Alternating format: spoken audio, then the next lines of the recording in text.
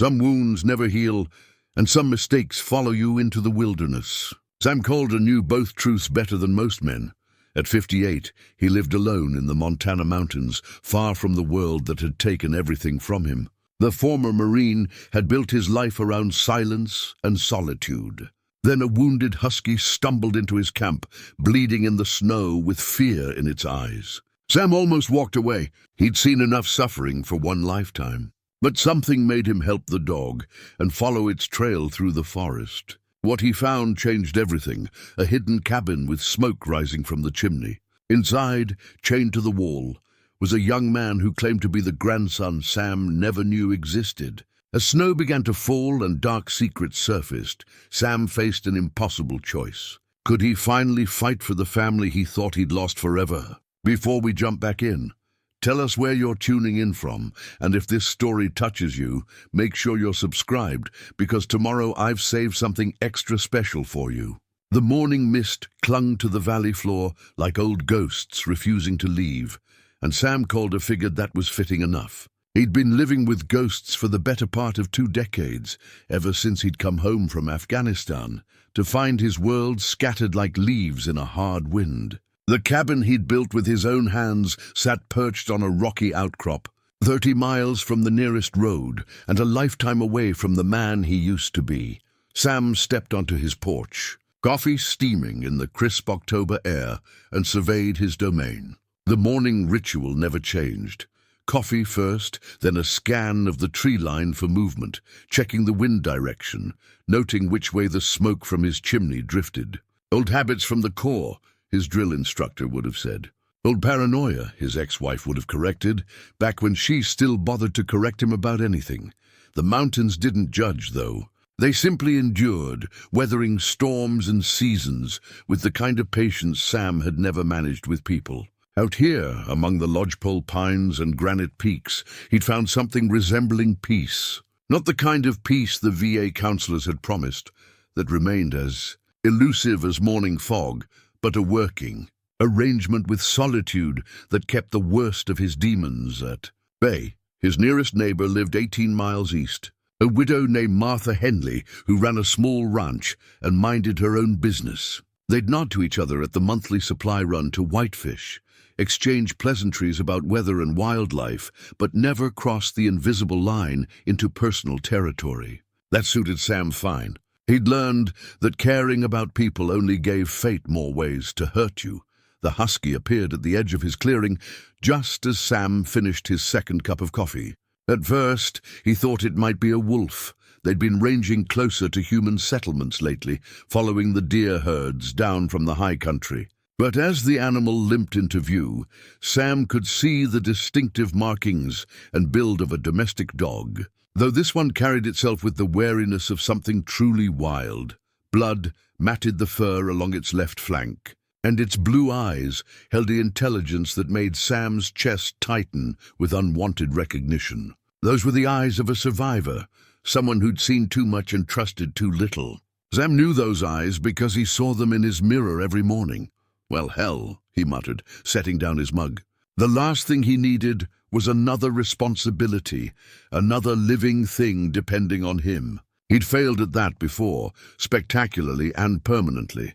The dog stopped 20 feet away, ears pricked forward, but body tensed for flight. It studied Sam with the same careful assessment Sam had once used to evaluate potential threats in hostile territory. Neither moved for several long minutes, 2 damaged creatures taking each other's measure in the thin mountain air. Sam's military training had taught him to read situations quickly, to assess risks and make decisions based on incomplete information. The dog was hurt, possibly badly. It had sought out human contact despite obvious fear, which suggested desperation. And something about its behavior, the way it kept looking back toward the deeper forest, indicated it hadn't come alone. "You're not from around here, are you?" Sam said quietly, his voice rusty from disuse. The nearest neighbors with dogs lived too far away, and this animal had the lean build of a working breed, not the soft lines of a suburban pet. The husky's ears twitched at his voice, but it didn't retreat. If anything, it seemed to lean forward slightly, as if Sam's words had confirmed some hope it had been carrying. That small gesture of trust hit Sam harder than he'd expected. He'd forgotten what it felt like to have something look at him with hope instead of fear or disappointment. Moving slowly, Sam descended the porch steps. The dog tensed but held its ground, even when Sam knelt in the pine needles 15 feet away. This close, he could see the full extent of its injuries, deep scratches along its ribs that looked suspiciously like claw marks, and a gash near its shoulder that would need cleaning and stitching. Tangled with something bigger than you, didn't you? Sam observed. The wounds were fresh, maybe a day old, and despite the blood loss, the dog's eyes remained alert and focused. "Whatever got you, you gave as good as you got." The husky whined softly, a sound that somehow conveyed both pain and urgency. It took a tentative step towards Sam, then another, until it was close enough that he could smell the copper scent of dried blood and the musk of deep forest on its coat. Sam had always been good with animals. Growing up on his grandfather's ranch in Wyoming, he'd learned that patience and calm could accomplish more than force or loud voices. Animals responded to authenticity in ways people often couldn't, cutting through pretense to the heart of who you really were. This dog seemed to recognize something in Sam that even he wasn't sure existed anymore. "All right," Sam said, extending his hand palm up for the dog to sniff. "Let's see what we can do about those cuts."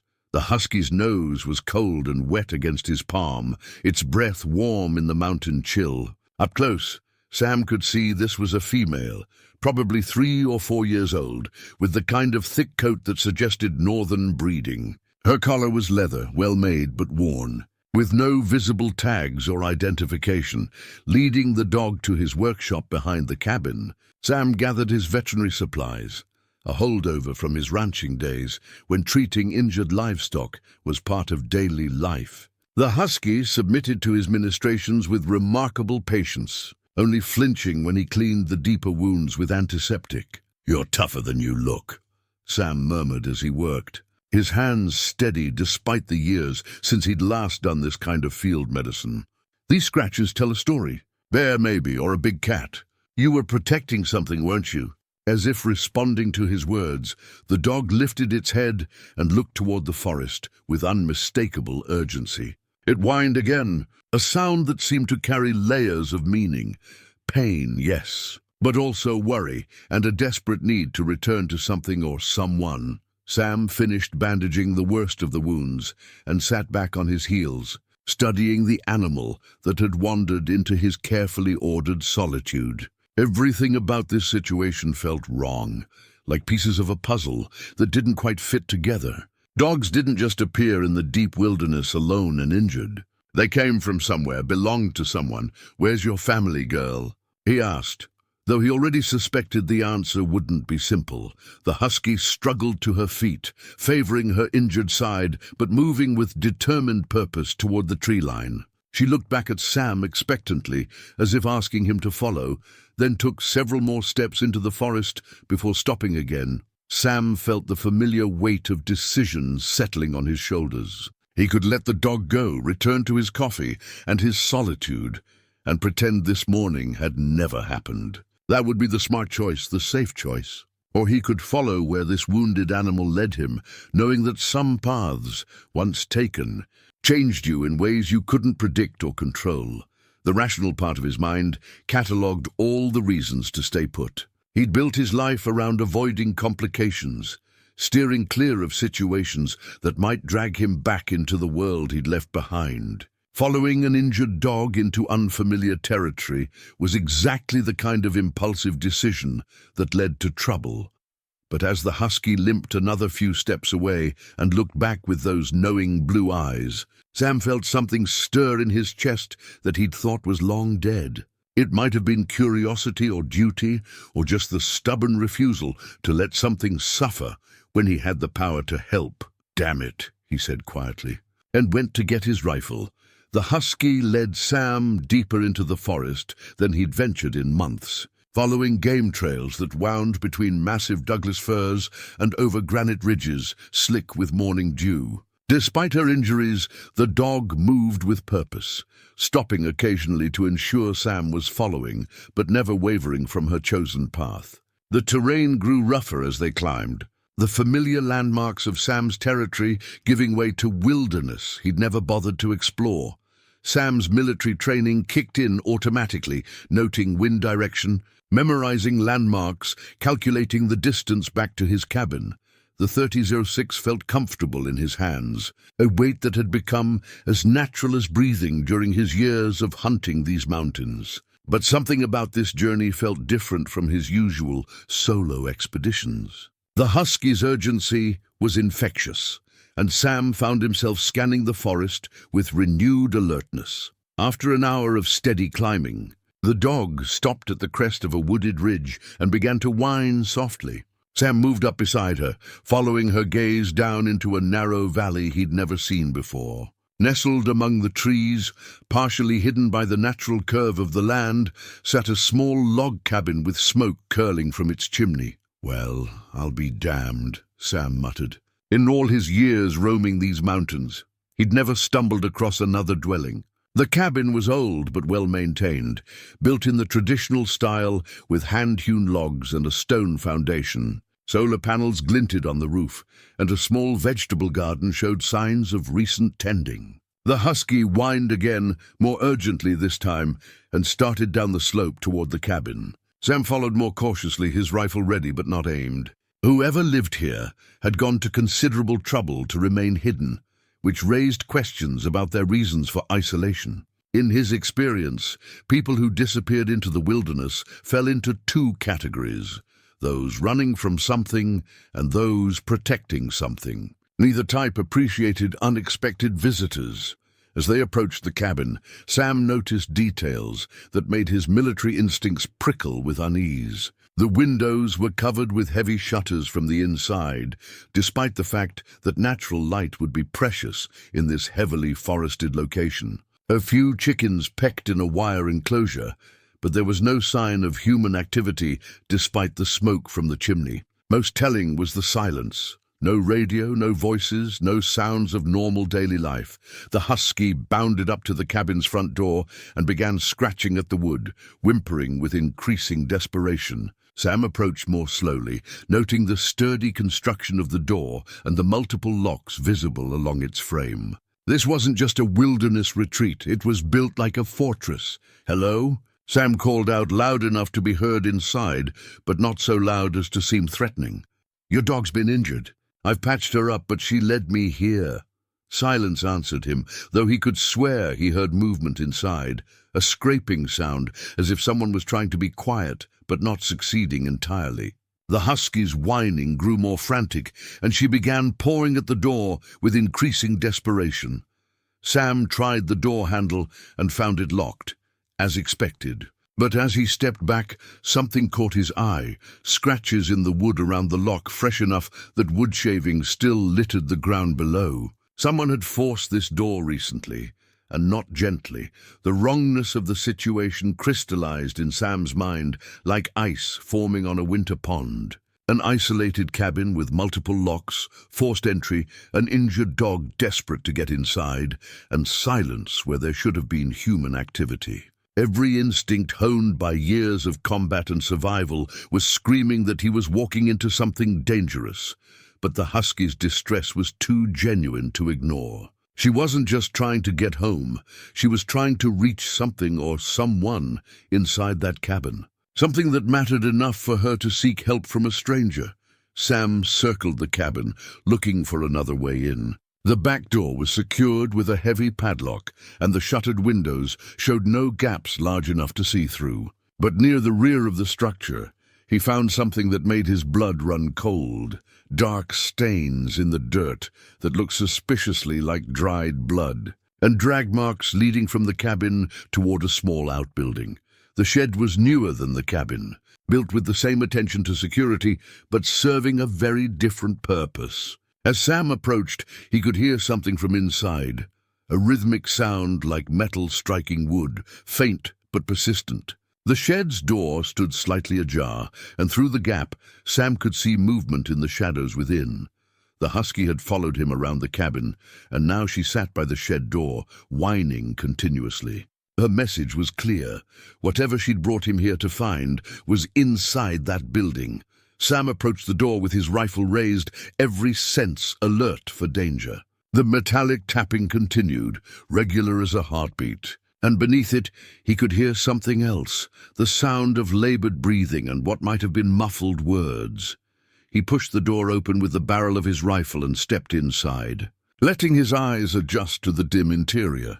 What he saw made him lower his weapon in shock and disbelief. A young man, probably in his early 20s, was chained to the far wall of the shed. Heavy links of steel secured him at both wrists and ankles, with enough slack to allow him to sit or stand, but not enough to reach the door. He was painfully thin, his clothes torn and filthy, and his dark hair hung in matted tangles around his face. But it was his eyes that stopped Sam cold, blue eyes that held the same intelligence and wariness Sam had seen in the husky, and something else that made his heart skip a beat. Those eyes were familiar in a way that reached back through decades of memory. The young man had been using a small piece of metal, probably torn from his chains, to tap against the wooden wall. When he saw Sam, he stopped his desperate signaling and stared with a mixture of hope and terror. "Please," the young man whispered, his voice hoarse from disuse or shouting. "Please, you have to help me. They'll be back soon." Sam found himself unable to move, unable to speak, as his mind tried to process what he was seeing. The bone structure of the young man's face, the set of his shoulders, even the way he held his head, all of it was achingly familiar. It was like looking at a ghost or a photograph come to life. "What's your name?" Sam managed to ask, though he was afraid of the answer. The young man's eyes never left Sam's face as he answered. Danny Calder. "And if you're who I think you are, you're my grandfather." The words hit Sam like a physical blow, driving the air from his lungs and making the world tilt around him.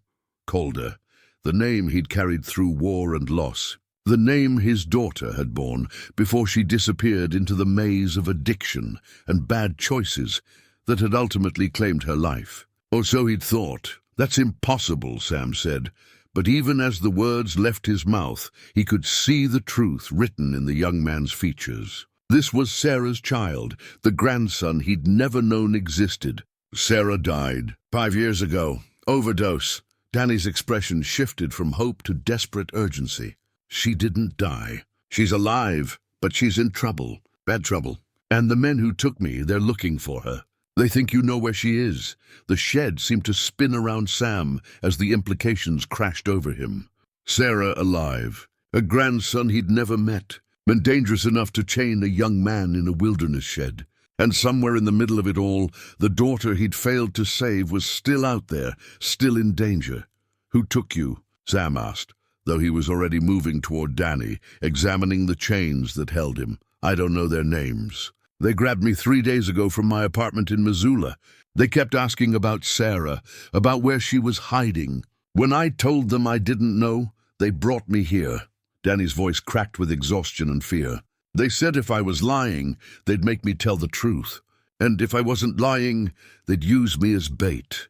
Sam pulled out his knife and began examining the chains, looking for weak points. The metal was heavy gauge, designed to hold much more than a malnourished young man, but the brackets securing them to the wall showed more promise. Someone had installed them quickly, without the patience for proper anchoring. Bait for what? Sam asked, though he was beginning to understand. "For you. They said Sarah would come for me and you'd come for Sarah. They said family always comes for family, eventually." Danny's eyes met Sam's with devastating clarity. They were right, weren't they? As Sam worked to free his grandson, his mind was already racing ahead to the implications. Whoever had taken Danny knew enough about the Calder family to understand their connections, which meant they'd been watching and planning for some time. They knew about Sam's isolation, about his skills, and they'd calculated that family loyalty would override his careful distance from the world. They'd been absolutely right. The first bracket came loose with a screech of tearing wood, and Danny's left hand was free. As Sam moved to the second chain, the husky outside began barking frantically, not the earlier whining, but the sharp, urgent bark of an animal detecting immediate danger. "They're coming back," Danny said, his voice tight with terror. "We have to go. Now." Sam freed the second chain and helped Danny to his feet, noting how the young man swayed with weakness. 3 days of captivity had taken their toll, but there was no time for gradual recovery. Through the shed's small window, Sam could see movement in the trees. At least 2 figures approaching the cabin from the direction he and the husky had come. "Can you run?" Sam asked. Danny nodded, though his legs trembled with the effort of standing. "I'll manage. But we can't go back the way you came." "They'll have that route covered." Sam's military training kicked into high gear, assessing their situation with the cold clarity that had kept him alive through multiple deployments. They were outnumbered by an unknown margin in unfamiliar territory, with a civilian dependent who was in no condition for extended evasion. The smart tactical choice would be to leave Danny and retreat to his own territory, where he held every advantage. But as he looked at his grandson's face, Sarah's, eyes and a stranger's features, Sam realized that the smart choice was no longer an option. Family changed the equation, even family you'd just discovered. Especially family you'd just discovered. "Stay close," Sam said, shouldering his rifle and leading Danny toward the back of the shed. "And whatever happens, keep moving." The husky had stopped barking and was now pressed against the shed wall, her ears flat against her head. Through the thin walls, Sam could hear voices approaching, low, professional tones that suggested these weren't random criminals, but something more organized and dangerous. As they slipped out the back of the shed and into the dense forest beyond, Sam caught fragments of conversation that confirmed his worst fears. Dog came back. "Someone's been here. Check the shed." Behind them, a shout of anger and alarm erupted as their pursuers discovered the empty chains. Sam pushed Danny ahead of him into the trees, following the husky, who seemed to know exactly where she was going. The chase had begun, and Sam was no longer running just from his past. He was running toward a future he'd never imagined, carrying the weight of family he'd thought was lost forever. The husky led them through terrain that seemed designed by nature to confuse pursuers. Dense thickets of mountain laurel, rocky slopes where footprints wouldn't show, and creek beds that would mask their scent. Sam found himself grateful for the dog's wilderness knowledge as they put distance between themselves and the cabin. Danny stumbled frequently, his weakened legs struggling with the uneven ground. But he never complained or asked them to slow down. After 30 minutes of hard travel, the husky stopped beside a fallen log and looked back at Sam expectantly. The message was clear. This was a good place to rest and regroup. Sam helped Danny sit on the moss-covered trunk and took his first good look at his grandson in daylight filtered through the forest canopy. The family resemblance was undeniable once you knew what to look for. Danny had Sarah's eyes and Sam's own stubborn jawline, but there was something else in his bearing, a quiet strength that reminded Sam of his father. The boy had been through hell, but he wasn't broken. That said something important about his character. "We need to talk," Sam said, settling beside Danny on the log. "Start from the beginning. How long have you known about me?" Danny rubbed his wrists where the chains had left angry red marks. "Sarah told me about you when I turned 18. Said you were career military, served in Afghanistan. She said you came home changed, that you and she fought about everything, and eventually you just left."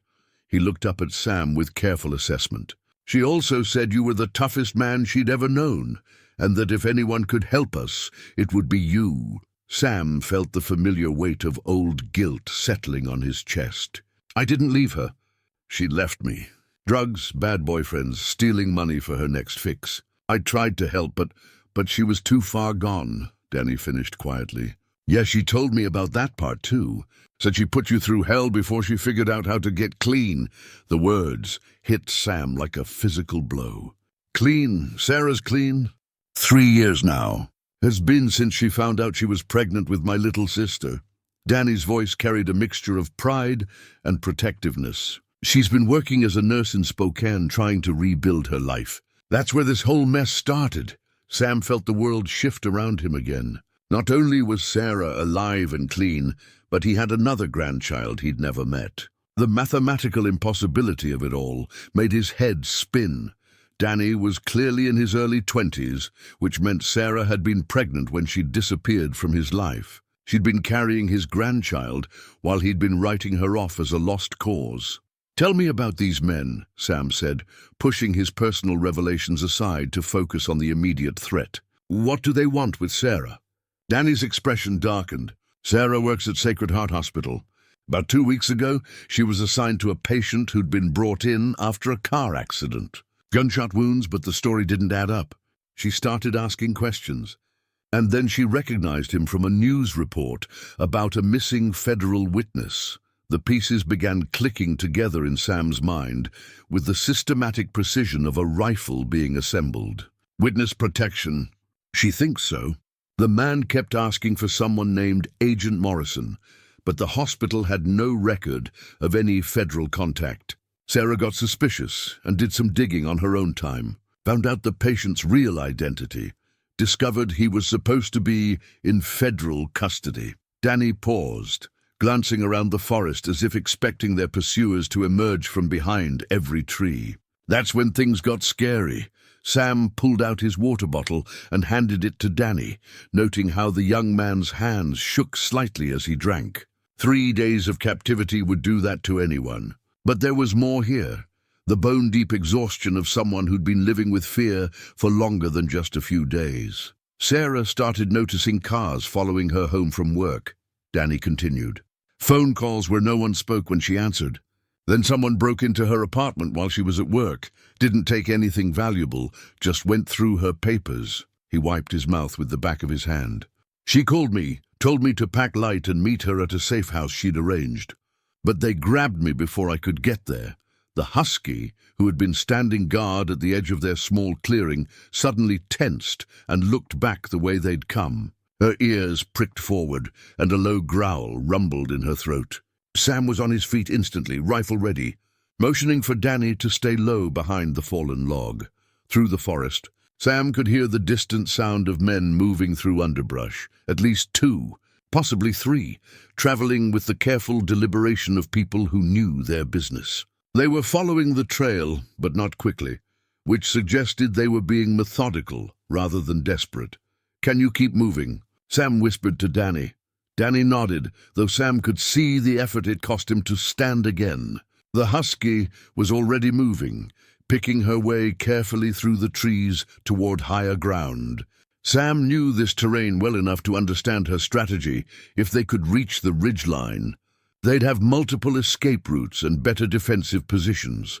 They moved in silence for another 20 minutes, Sam bringing up the rear and occasionally stopping to listen for pursuit. The men behind them were skilled, but they were following a trail through unfamiliar territory, while Sam was operating in his element. Every fallen tree, every hidden stream, every game trail was part of a map he'd been building in his mind for years. As they climbed toward the ridge, Danny began to falter more noticeably. His breathing was labored, and despite the cool mountain air, sweat beaded on his forehead. Sam called a halt beside a small spring where they could refill their water, and Danny could rest without losing too much time. "There's something else," Danny said between gulps of cold spring water. "Something Sarah discovered about that patient. She thinks he wasn't just a witness. She thinks he was a federal agent working undercover. And whoever shot him, they wanted him to disappear permanently." Sam felt the familiar chill of recognition that came with understanding just how deep a hole they'd fallen into. A missing federal agent meant multiple agencies would be involved, along with whoever had been trying to kill him in the first place. It meant Sarah hadn't just stumbled into the wrong place at the wrong time. She'd uncovered something that powerful people wanted to keep buried. "Where is Sarah now?" Sam asked. "I don't know. After I was taken, she was supposed to go underground, find somewhere safe to wait. But if these guys have been watching our family for weeks, they probably know more about our connections than we do." Danny's voice carried the weight of terrible possibility. "What if they already found her?" The husky suddenly lifted her head, ears swiveling toward the sound of voices carried on the wind. Closer now, close enough that Sam could make out individual words if he strained to listen. Professional voices, calm and patient, discussing search patterns and terrain features with the vocabulary of people who'd done this before. Sam helped Danny to his feet, his mind already calculating distances and possibilities. His cabin was still miles away, but there were other options. Old hunting camps, natural shelters, places where they could hole up and plan their next move. But first, they needed to understand exactly what they were dealing with. "Those men back there," Sam said, as they resumed their climb toward the ridge. "Did you get a look at them? Hear any names?" Danny shook his head. "They kept their faces covered, never used names around me. But they moved like soldiers, you know, like they'd done this kind of thing before. And they had equipment, radios, GPS units, night vision gear. This wasn't some random kidnapping for ransom."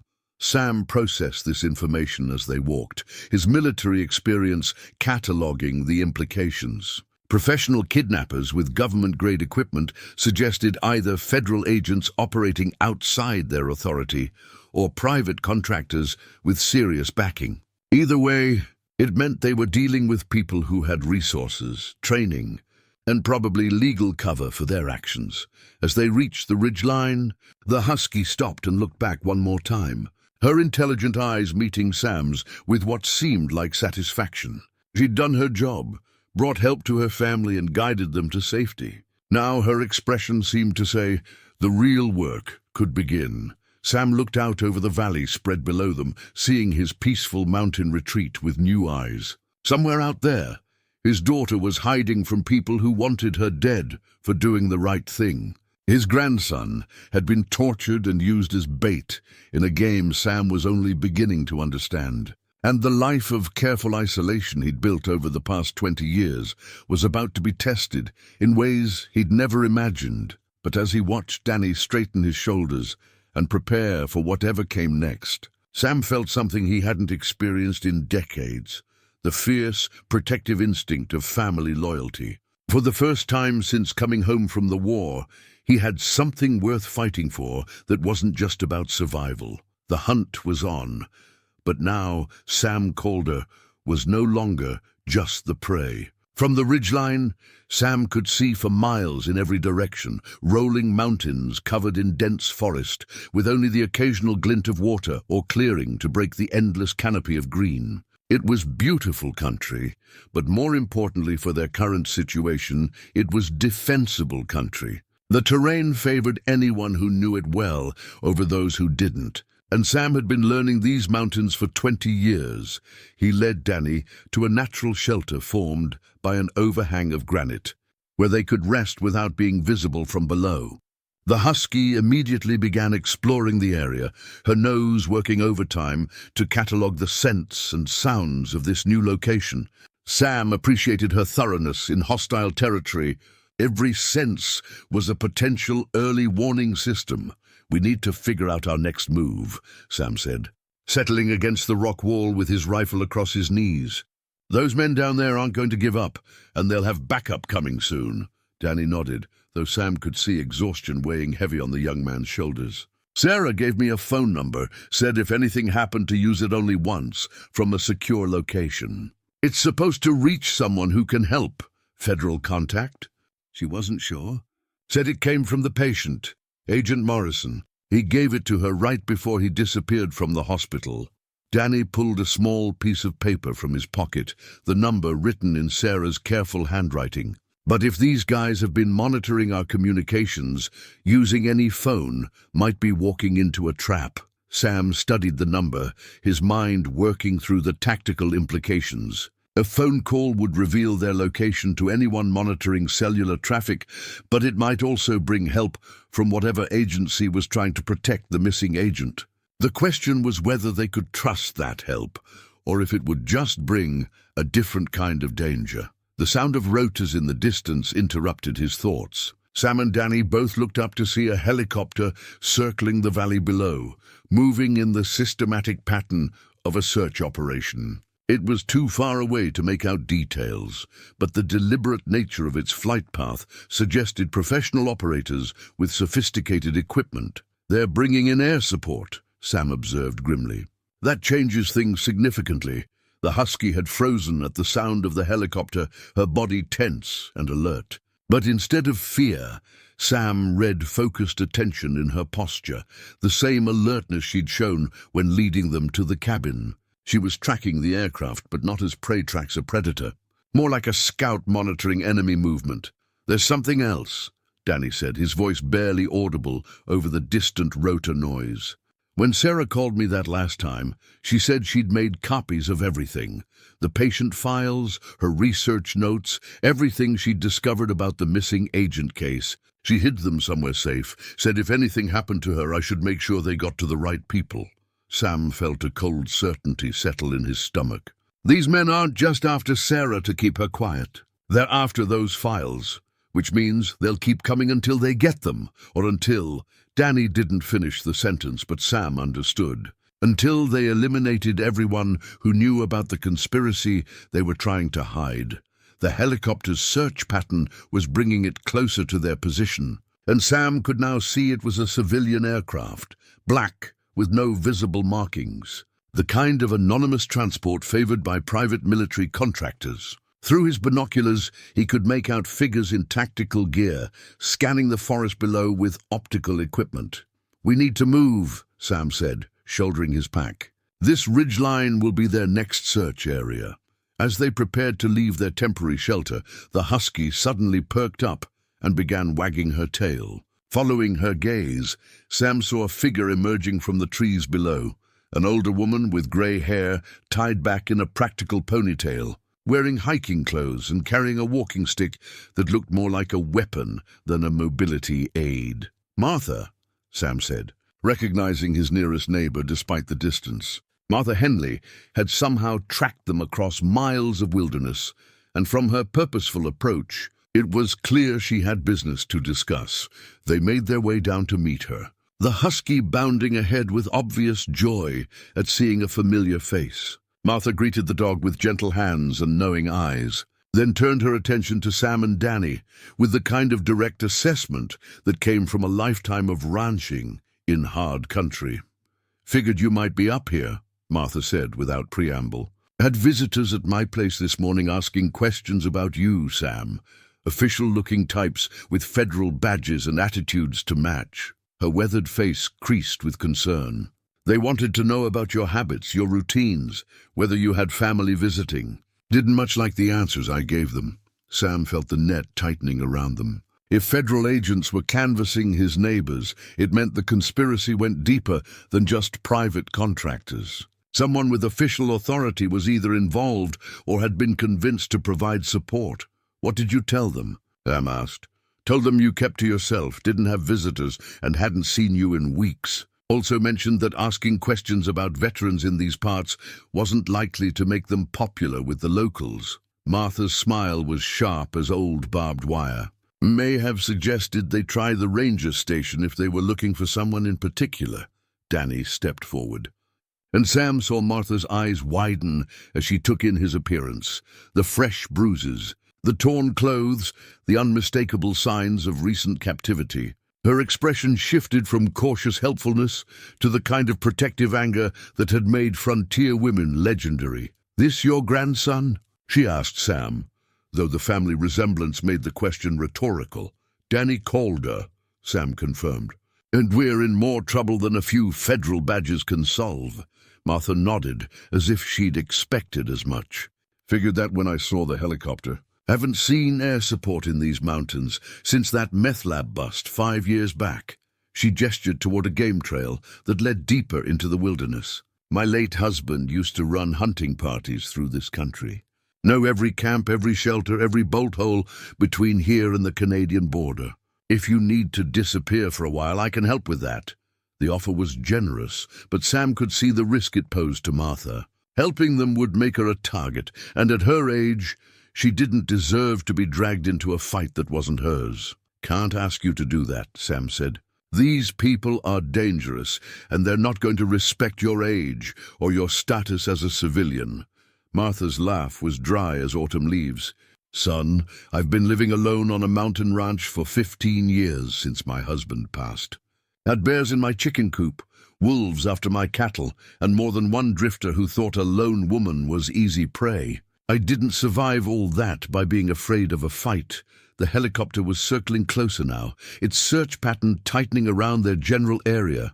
Soon, they would need to make a decision about their next move, and time was running out for careful deliberation. "There's an old hunting cabin about 6 miles north of here," Martha continued. "Haven't been used in years, but it's still solid. Solar power, well, water, enough supplies to last a week or two. More importantly, it's hidden in terrain that would take local knowledge to find." Sam weighed their options. They could continue running on their own, staying ahead of their pursuers through wilderness skills and determination. But Danny was already exhausted, and they had no supplies for an extended evasion. Martha's offer provided not just shelter, but the local knowledge that could make the difference between escape and capture. "What's the catch?" Sam asked, because in his experience, there was always a catch. "No catch," Martha said simply. "But I want to hear the whole story once we're somewhere safe. And if these federal boys are really as bad as they seem, I want to help you do something about it." The husky had been listening to this exchange with obvious intelligence, and now she moved to Martha's side and sat down, as if casting her vote for the offered assistance. Danny looked to Sam with questions in his eyes, but also with hope, the first real hope Sam had seen since finding him chained in that shed. Above them, the helicopter completed another sweep and began moving toward the eastern ridges. They had a window of opportunity, but it wouldn't last long. Professional search teams operated on the principle of persistent pressure. If one approach didn't work, they would try another and another until they either found their target or forced them into making a mistake. "All right," Sam decided. "But if this goes bad, you get out and don't look back." Martha shouldered her pack with the efficiency of someone who'd been hiking these mountains longer than Sam had been alive. "Won't go bad if we're smart about it. And being smart means not traveling in a group. I'll take a different route, meet you at the cabin after dark. Less chance of all of us being spotted together." As they prepared to split up, Martha pulled a small handheld radio from her pack and handed it to Sam. "Channel 7, but keep transmissions short and coded. If I say weather's changing, it means trouble heading your way." The old woman melted back into the forest with the sure-footed confidence of someone truly at home in the wilderness. Sam watched her go with a mixture of admiration and worry.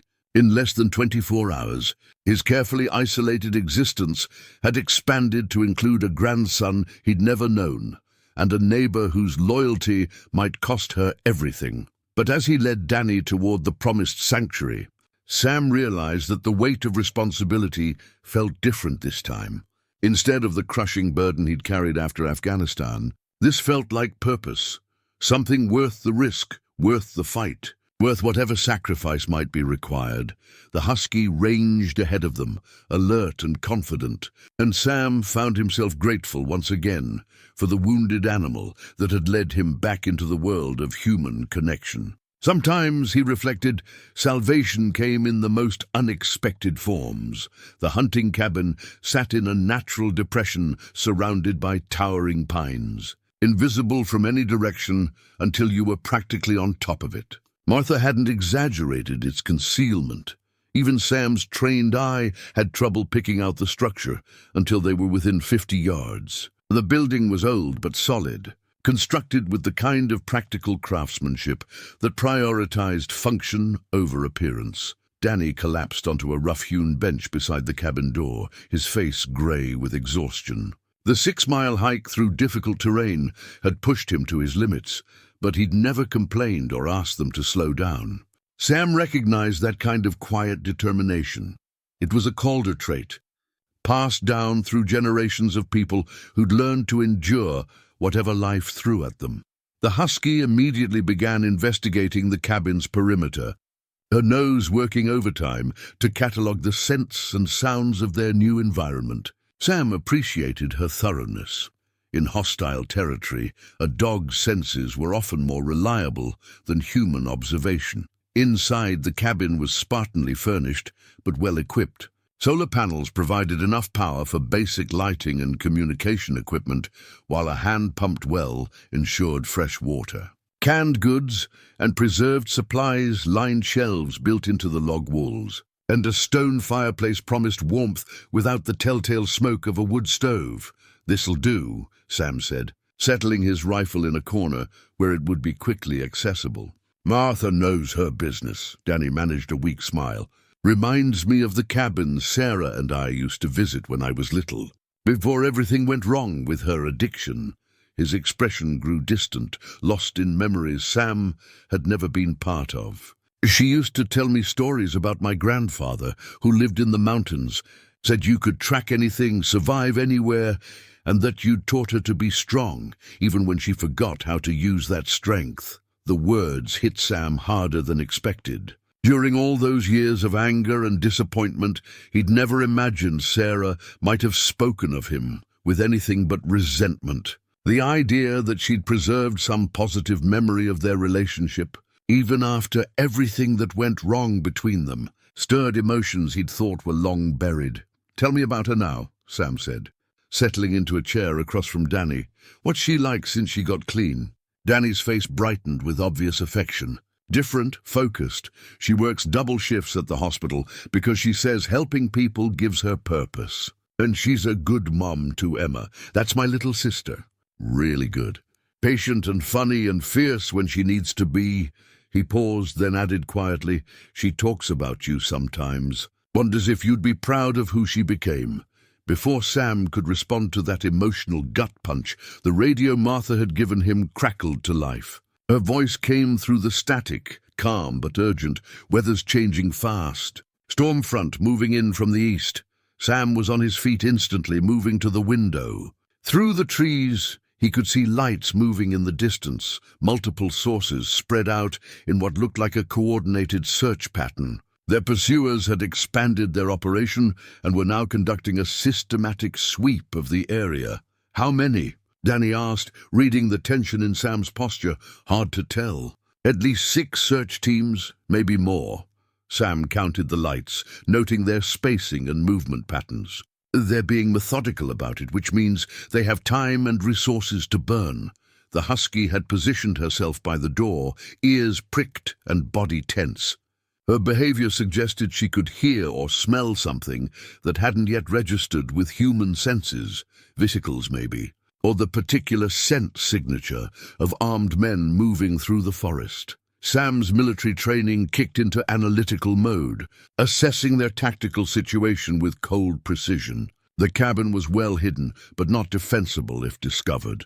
They had limited ammunition, no backup, and a civilian dependent who was in no condition for extended combat operations. Worst of all, they were operating on incomplete intelligence about their enemy's capabilities and intentions. The radio crackled again. "Multiple vehicles on Forest Service Road 247, heading your direction but moving slow, like they're checking turnoffs." Sam checked his map, correlating Martha's report with their current position. Road 247 ran roughly parallel to their location, about 2 miles east, which meant the search teams were working their way systematically through every possible hiding place in the area. "We need to talk about Sarah's files," Sam said, turning back to Danny.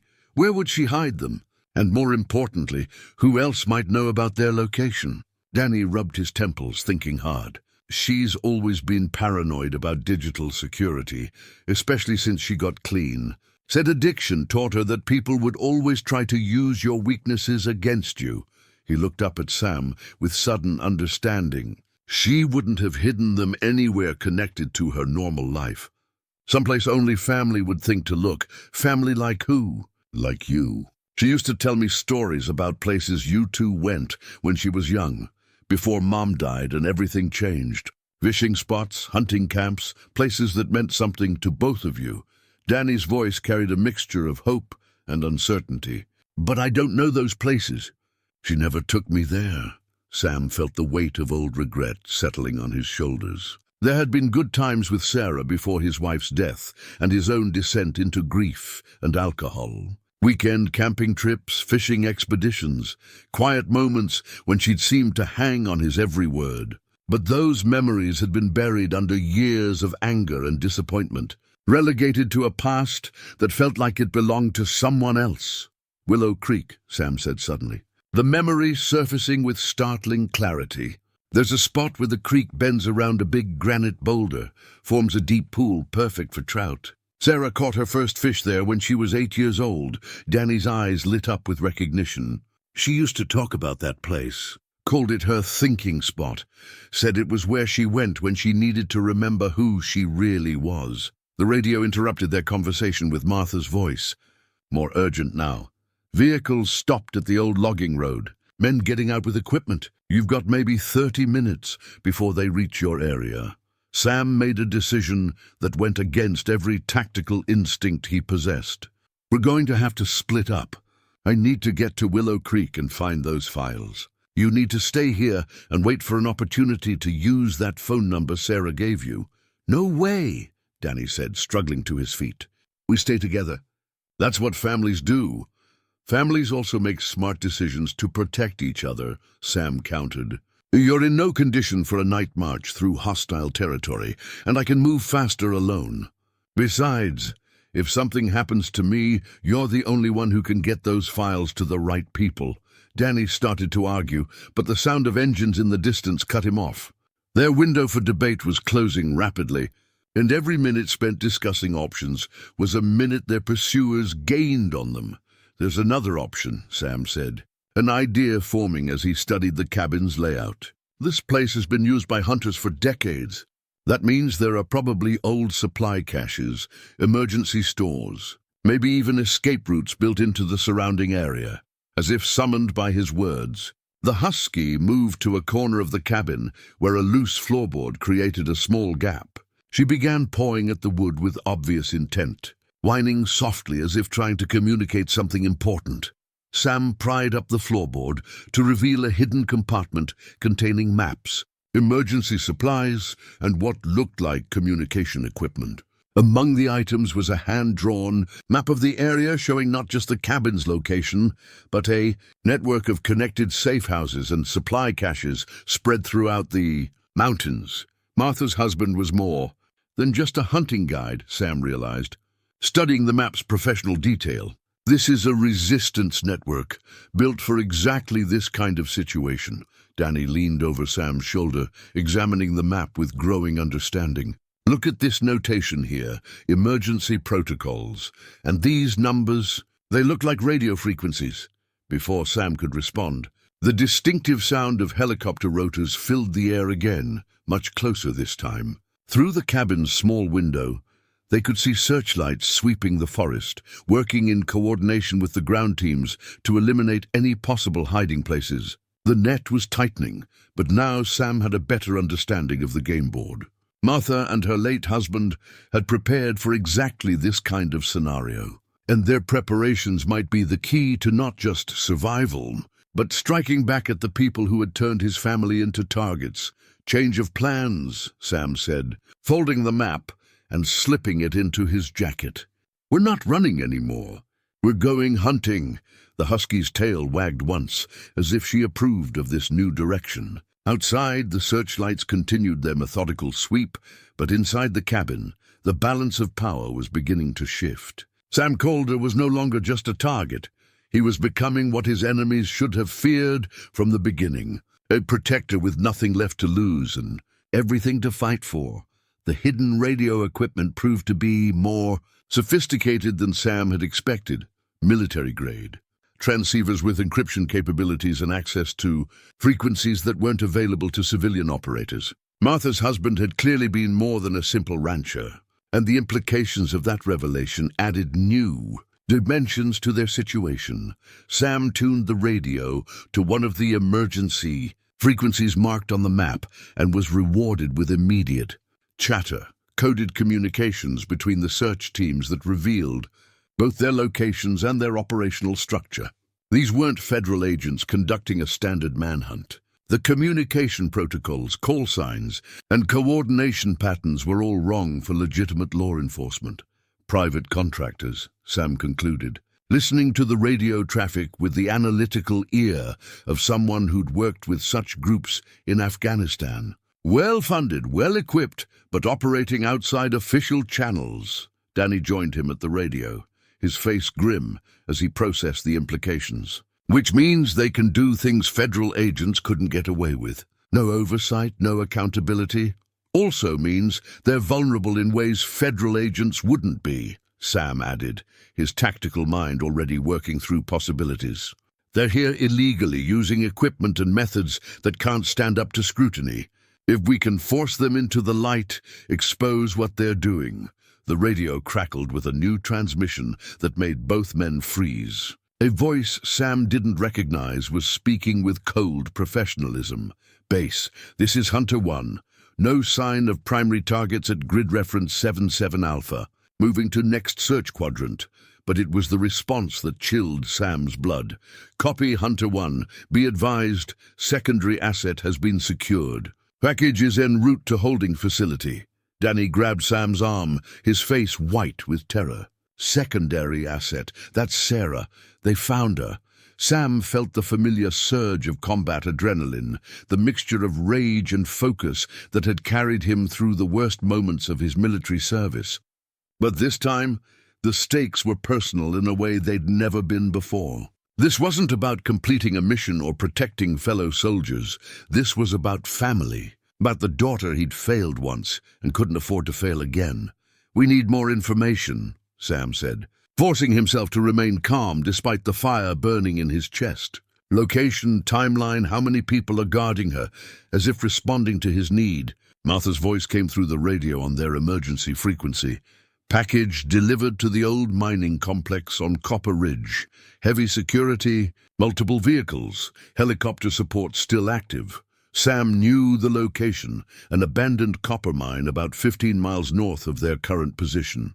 It had been closed for decades, but the infrastructure remained. Buildings, power lines, even a landing pad that had been used for heavy equipment transport. It was isolated, defensible, and far enough from civilization that screams wouldn't carry. It's a trap, Danny said, reading Sam's expression correctly.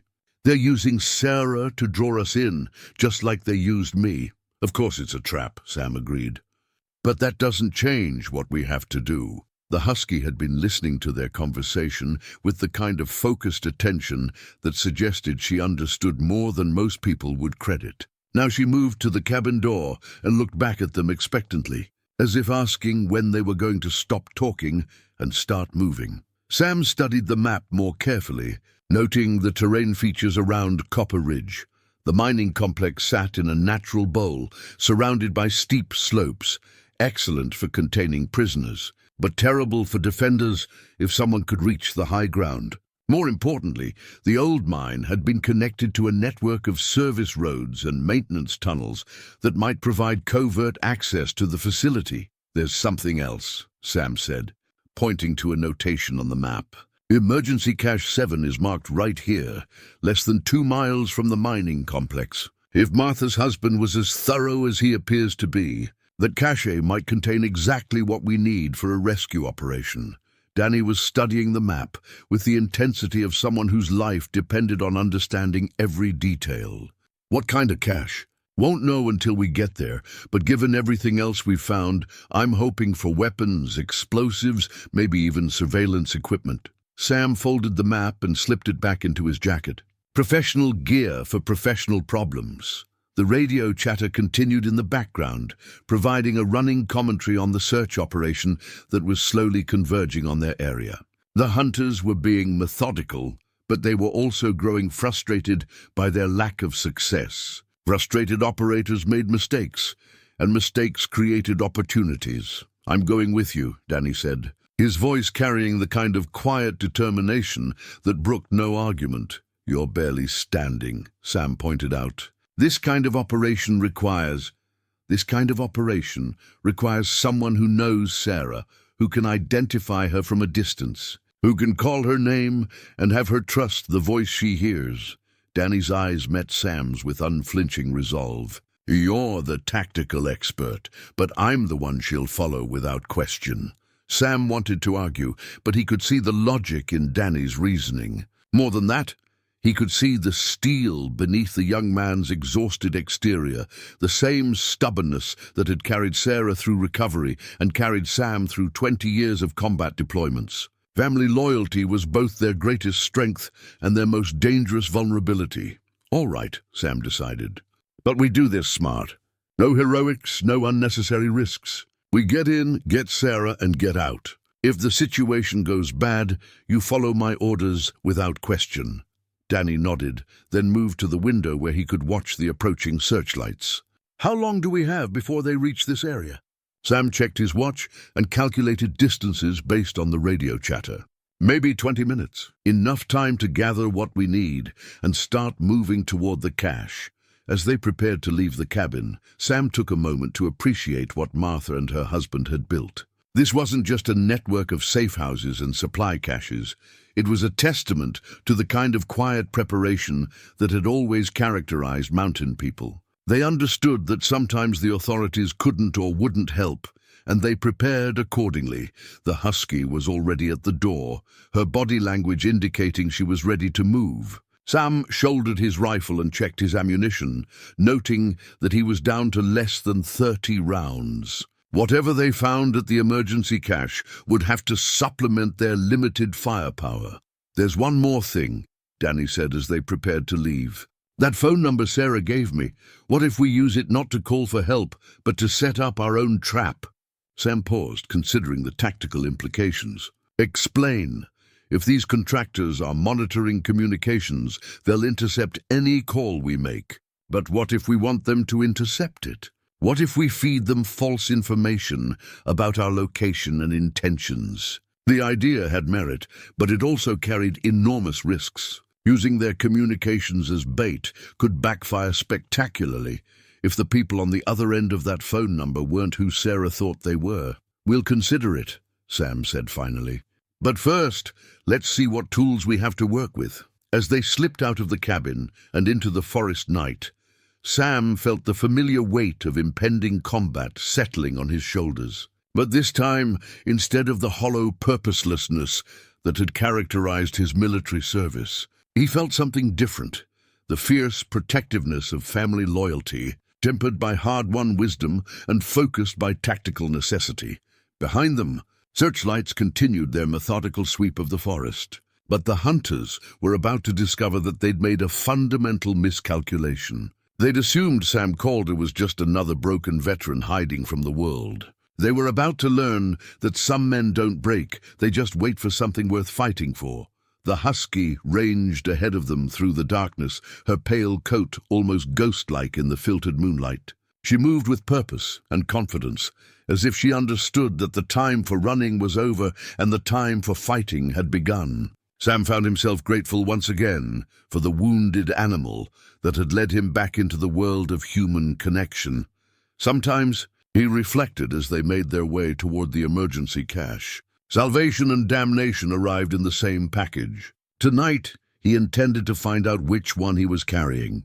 Emergency Cache 7 was hidden beneath what looked like a natural rockfall, but Sam's trained eye could see the deliberate arrangement of stones that concealed a reinforced entrance. The husky had led them directly to it, confirming Sam's growing suspicion that she was far more than just a lost pet.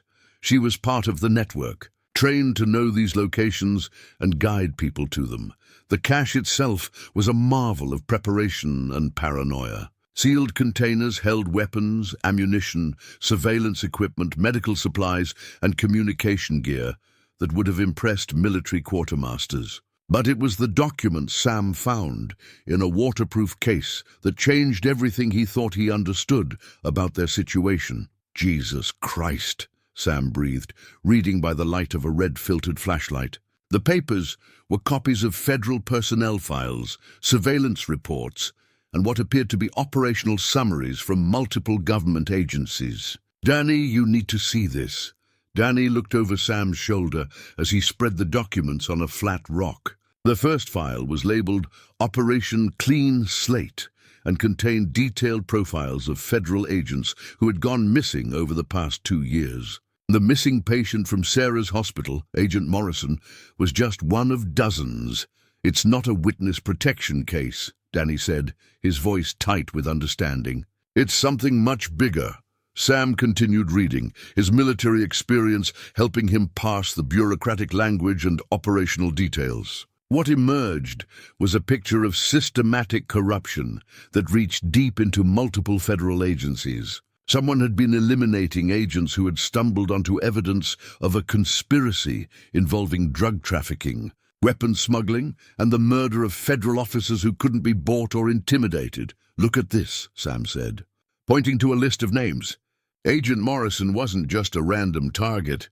He was part of a task force investigating corruption in federal law enforcement. The other names on this list, they're all dead or missing. The husky whined softly, and Sam looked up to see her staring back toward the forest with tense alertness. Through the trees, he could see lights moving in their direction, not the systematic search pattern they'd observed before, but the rapid movement of people who knew exactly where they were going. "They're not searching anymore," Sam realized with cold certainty. "They're coming straight for us." Danny grabbed the most critical documents while Sam gathered weapons and ammunition from the cache. Among the equipment was a night vision scope that would give them a significant advantage in darkness, and enough C4 explosive to level a small building. But it was the final document in the case that stopped Sam cold. A personnel file with his own photograph clipped to the cover. According to the report, Samuel Calder was not just a random veteran hiding in the mountains. He was a person of interest in a federal investigation, suspected of having information about corrupt operations he'd witnessed during his military service. "They've been watching you for years," Danny said, reading over Sam's shoulder.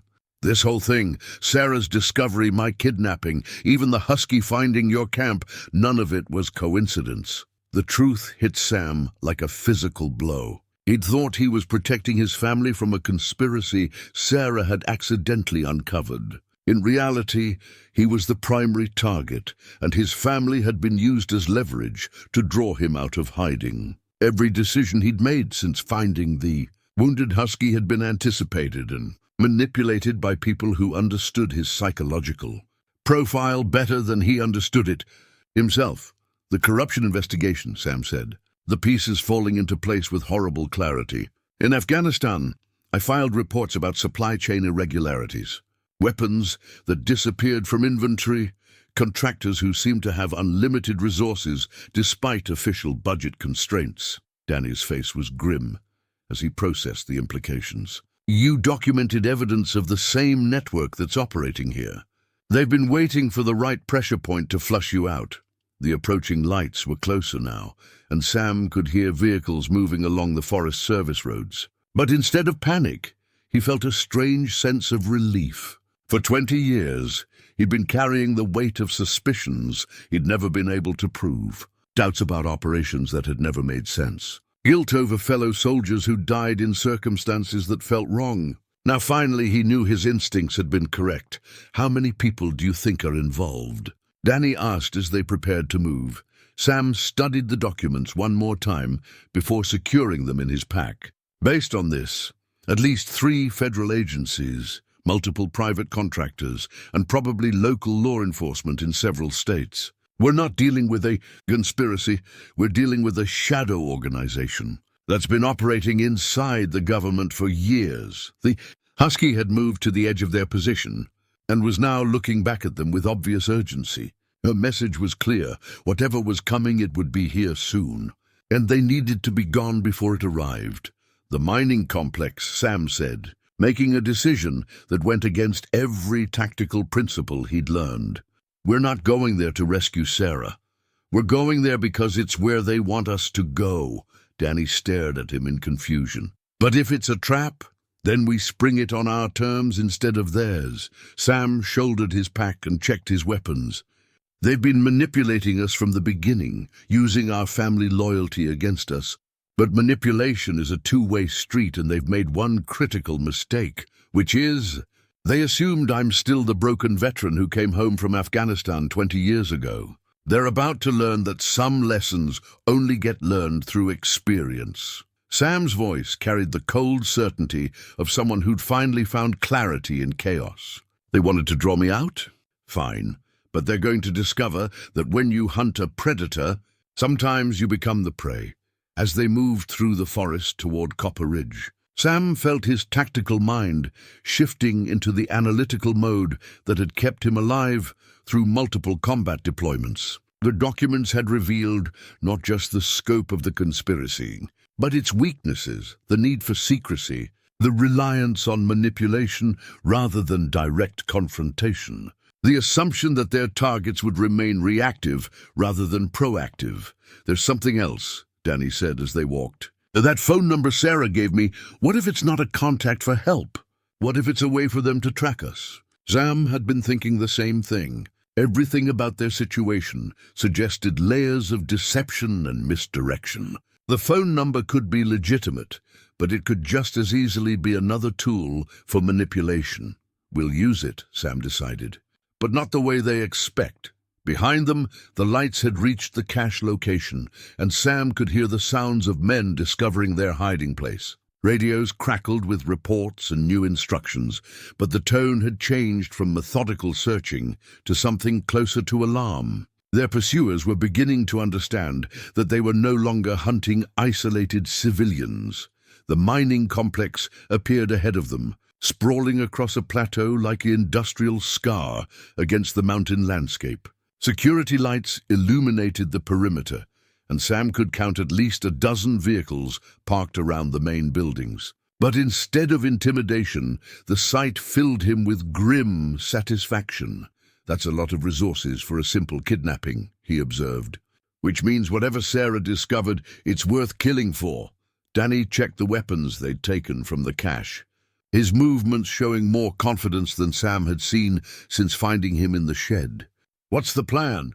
Sam studied the mining complex through his binoculars, noting guard positions, vehicle placements, and potential entry points. But more importantly, he was thinking about the psychology of their enemies, people who had gotten comfortable with manipulation and intimidation, who had never faced direct confrontation from someone with his particular skill set. "The plan," Sam said, settling into the tactical mindset that had carried him through the worst of Afghanistan, "is to remind them why predators fear cornered prey." The husky moved to his side, her pale coat almost luminous in the moonlight. For the first time since this ordeal began, Sam felt like he was exactly where he was supposed to be, doing exactly what he was meant to do. The manipulation was over. The hunting was about to begin. The mining complex spread across the plateau like a fortress of rusted steel and concrete, its industrial bones stark against the mountain landscape. From their concealed position on the ridge above, Sam counted 15 vehicles, at least 20 armed personnel, and enough sophisticated equipment to outfit a small military unit. This wasn't just a kidnapping operation. It was a command center for something much larger. "There," Danny whispered, pointing toward one of the main buildings.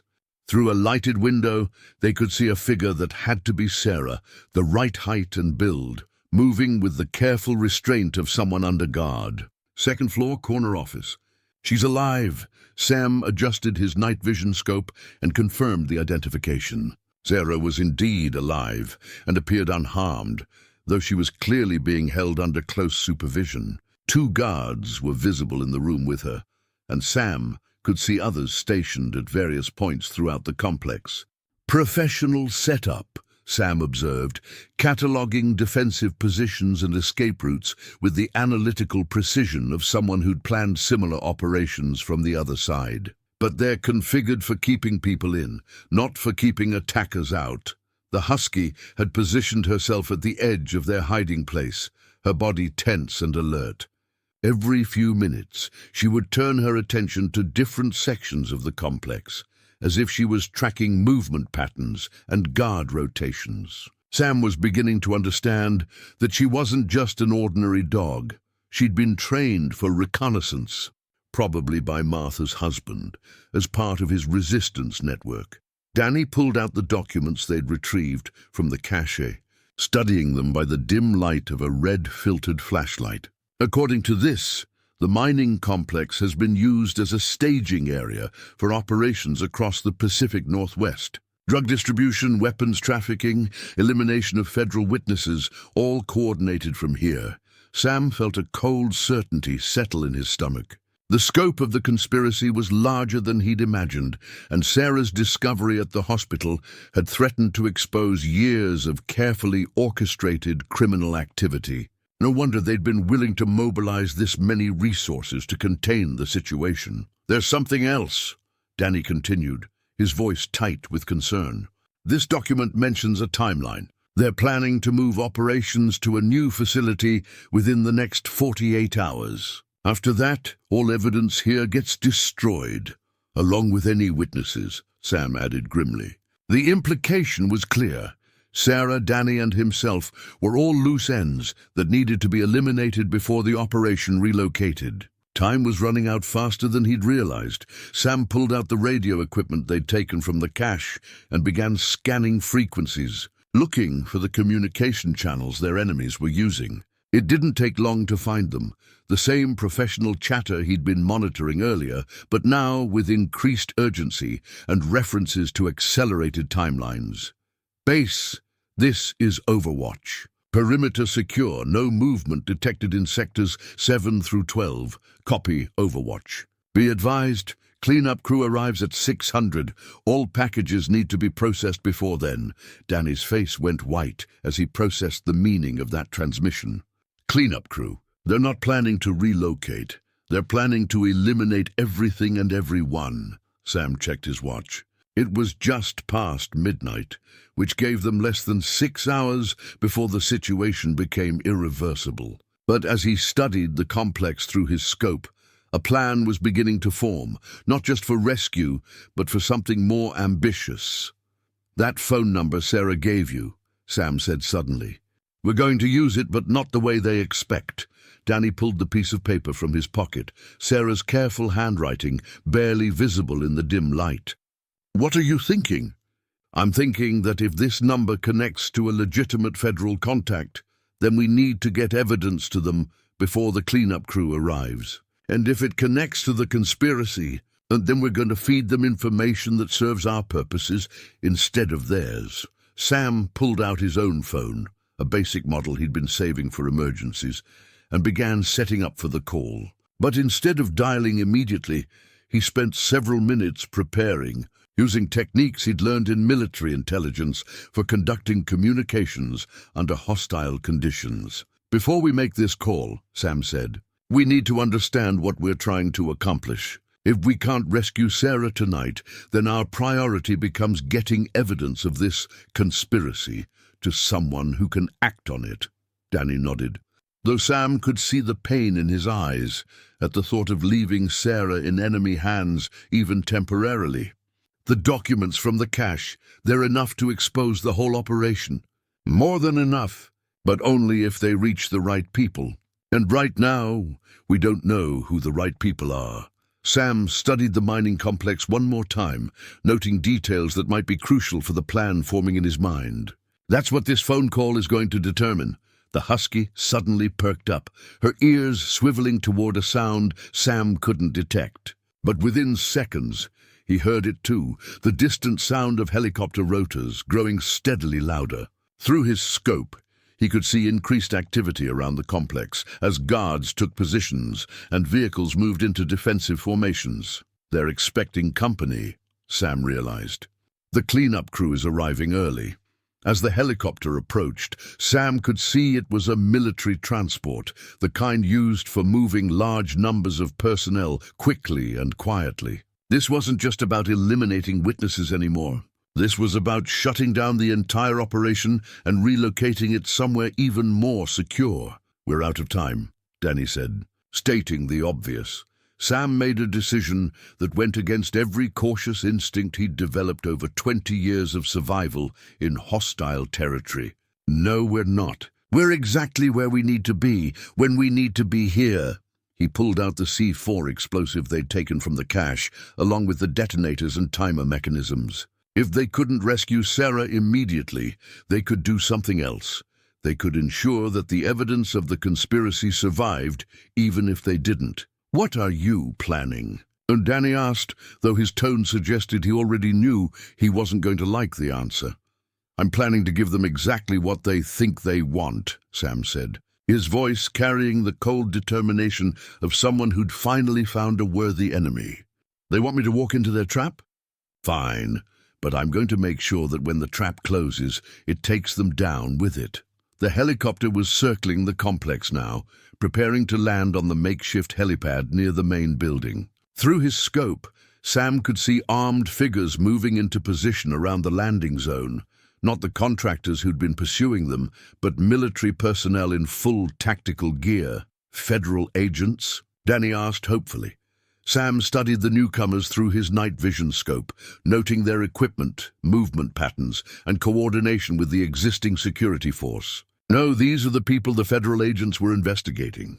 The ones who've been eliminating witnesses and covering up evidence." As the helicopter touched down and disgorged its passengers, Sam began setting charges on key structural points around the mining complex's perimeter.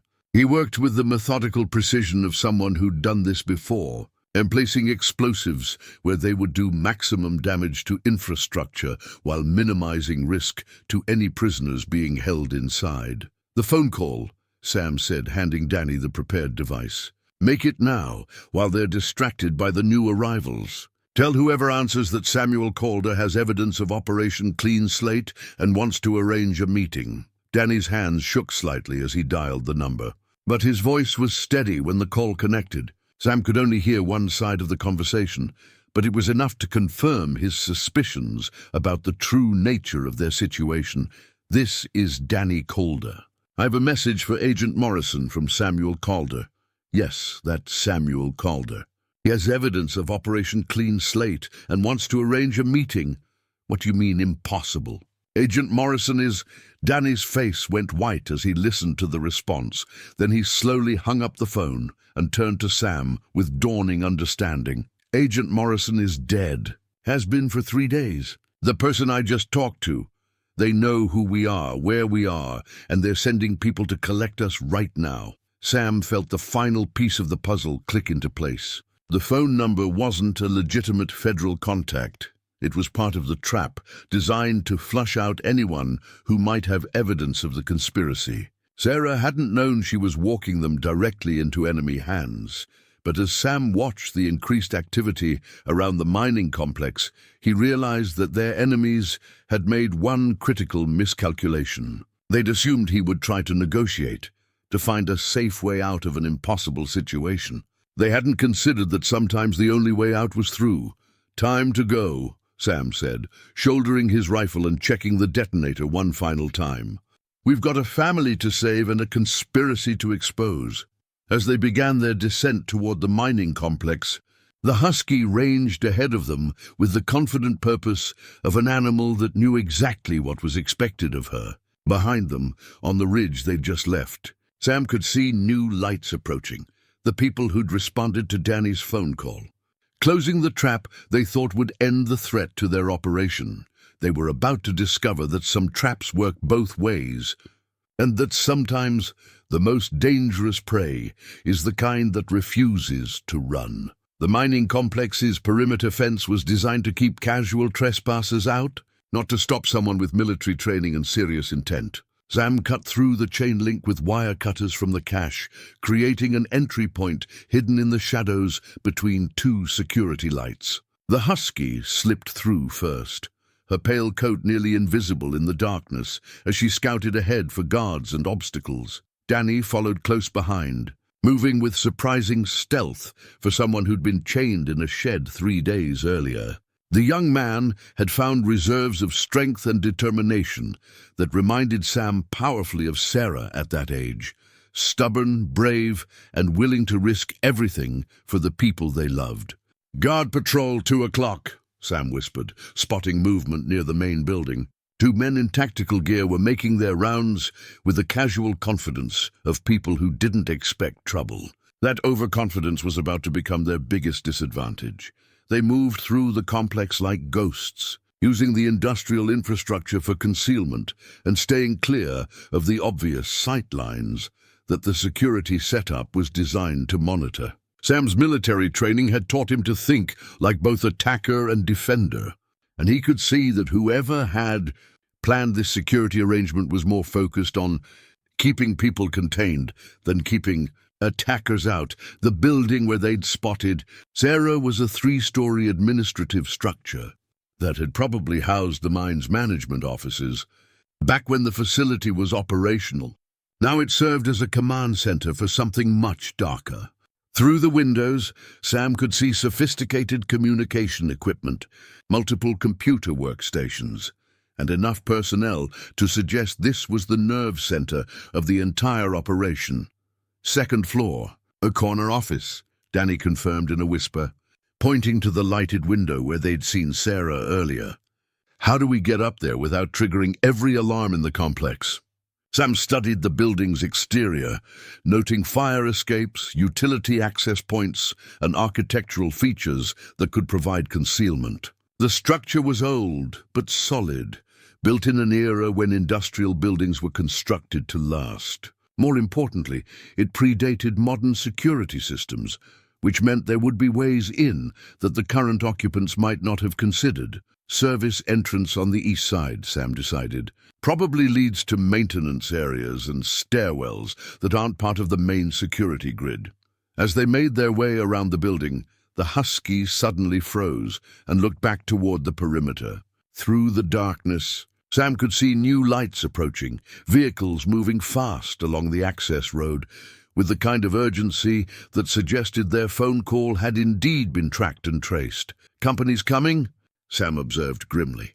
We've got maybe 10 minutes before this place is crawling with reinforcements. They reached the service entrance to find it secured with a modern electronic lock that would have stopped most intruders.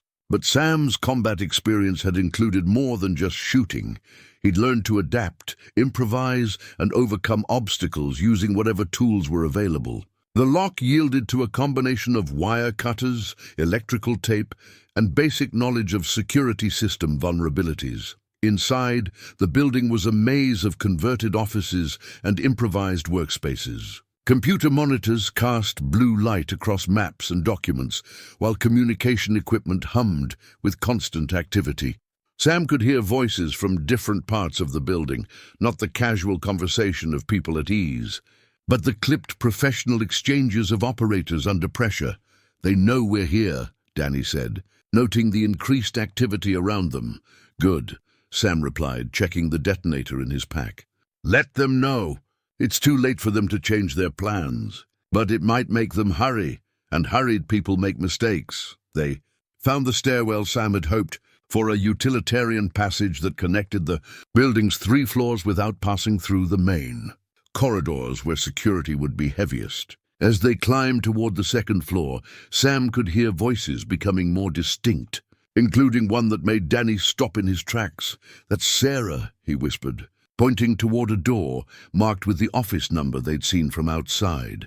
Through the thin walls, they could hear Sarah's voice, not the broken pleas of a victim, but the angry, determined tone of someone who was refusing to be intimidated. She was arguing with her captors, demanding to know what had happened to Danny and insisting that whatever they thought she knew, they were wrong about her willingness to cooperate. She's okay, Sam said, feeling a weight lift from his chest. She's fighting them. Danny started toward the door, but Sam caught his arm. Wait, we need to know how many people are in there, what the room layout looks like, and what our exit strategy is. Through a crack in the doorframe, Sam could see into the office. Sarah was seated in a chair, facing away from the door, her hands bound, but her posture defiant. 2 guards flanked the room, while a 3rd man, clearly the one in charge, sat behind a desk facing her. All 3 were armed, but their weapons were holstered or set aside, suggesting they felt secure in their control of the situation. That sense of security was about to be their undoing. Sam hand-signaled to Danny, indicating the positions of the guards and the plan for entry. It was a simple assault, fast, violent, and designed to overwhelm the enemy before they could react effectively. Danny nodded his understanding, though Sam could see the tension in his face at the prospect of his first real combat. "Remember," Sam whispered, "speed and aggression are our allies. Don't hesitate, don't think, just move." The husky had positioned herself by the stairwell, where she could provide early warning if reinforcements approached from below. Her ears were pricked forward, tracking sounds from throughout the building, and Sam trusted her senses more than any electronic surveillance system. Sam took a deep breath, feeling the familiar calm that settled over him before combat. Time seemed to slow as his training took over, analyzing angles of fire, calculating distances, and preparing for the explosive violence that was about to unfold. He kicked the door open, with enough force to splinter the frame, rolling left as he entered, while Danny went right. The element of surprise was total. The guards had been focused on Sarah, not expecting an assault from behind. Sam's first shot took down the guard nearest the window, while Danny tackled the second one before he could draw his weapon. The man behind the desk, middle-aged, soft-looking, clearly more administrator than operator, scrambled for a pistol in his desk drawer. But Sarah, even with her hands bound, threw herself sideways in her chair, toppling it and creating enough distraction for Sam to cross the room and press his rifle barrel against the man's temple. "Don't," Sam said quietly, and something in his voice made the man freeze with his hand halfway to the weapon. "Sarah," Danny said, moving quickly to untie her bonds. "Are you hurt?" "Danny!" Sarah's voice cracked with disbelief and relief as she saw her son alive and free. "How did you, Sam?" For a moment, father and daughter stared at each other across 20 years of separation and regret. Sam saw his own features reflected in her face, along with traces of the little girl who used to follow him around his grandfather's ranch. But more than that, he saw strength, the same determined resilience that had carried her through addiction and recovery. "Hello, Sarah," Sam said simply. "We need to go. The reunion would have to wait." Through the building's walls, they could hear increased activity, shouted orders, running footsteps, and the distinctive sound of vehicles arriving outside. Their window for escape was closing rapidly. "The documents," Sarah said urgently as Danny finished untying her hands. "I found more evidence, proof of everything Agent Morrison was investigating. It's hidden in—" "Later," Sam interrupted, though he was grateful to learn that Sarah had been thinking tactically even while captive. "Right now, we focus on getting out alive." The man behind the desk had remained motionless during their exchange, but Sam could see calculation in his eyes, the look of someone waiting for an opportunity to turn the situation to his advantage. That patience suggested professional training and experience with hostage situations. "What's your name?" Sam asked, increasing the pressure of the rifle barrel against the man's skull. "Colonel Marcus Webb," the man replied with the kind of calm that came from years of military service. "Retired Army Intelligence. And you're Master Sergeant Samuel Calder, though I suppose it's just Sam now." The familiarity in Webb's voice sent chills down Sam's spine. This wasn't a random encounter. Webb knew who he was, knew his service record, and had probably been planning this confrontation for longer than Sam realized. "You've been watching me," Sam said, stating the obvious. "For years. Ever since you filed those reports from Afghanistan about supply irregularities and missing equipment. Did you really think we wouldn't notice when someone started documenting evidence of our operations?" As Webb spoke, Sam could hear the approaching footsteps in the hallway outside. Their conversation was about to be interrupted by people with guns and orders to eliminate witnesses. The final confrontation was beginning, and Sam realized that everything up to this point had been preparation for a moment that had been 20 years in the making. The hallway erupted with the sound of boots on metal stairs as tactical teams converged on their position from multiple directions. Sam quickly assessed their situation. Second floor of a 3-story building, limited exits, and professional operators who knew the terrain better than he did. But he also had advantages. Surprise was gone, but initiative remained. And desperate people, with nothing to lose, could accomplish things that seemed impossible to those who fought by rules. "Window," Sam ordered. motioning Sarah and Danny toward the corner office's large window that faced the rear of the complex. "There's a fire escape." Colonel Webb smiled with cold satisfaction as he heard his reinforcements approaching. "You're too late, Calder. This operation has been 20 years in the making. Your interference tonight is nothing more than a minor inconvenience." Sam kept his rifle trained on Webb while helping Sarah to her feet. Up close, his daughter looked older than her years, marked by the struggles she'd endured, but her eyes held the same fierce intelligence he remembered from her childhood. Whatever had happened to her during their years apart, it hadn't broken her spirit. "The fire escape is blocked," Sarah said, looking out the window. "They've got people positioned to cover all the exits." Through the glass, Sam could see muzzle flashes and tactical lights as more teams took positions around the building.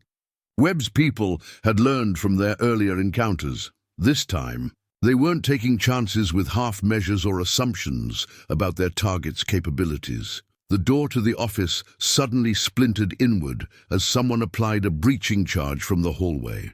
Sam spun and fired 3 quick shots through the opening, buying them precious seconds as the assault team regrouped.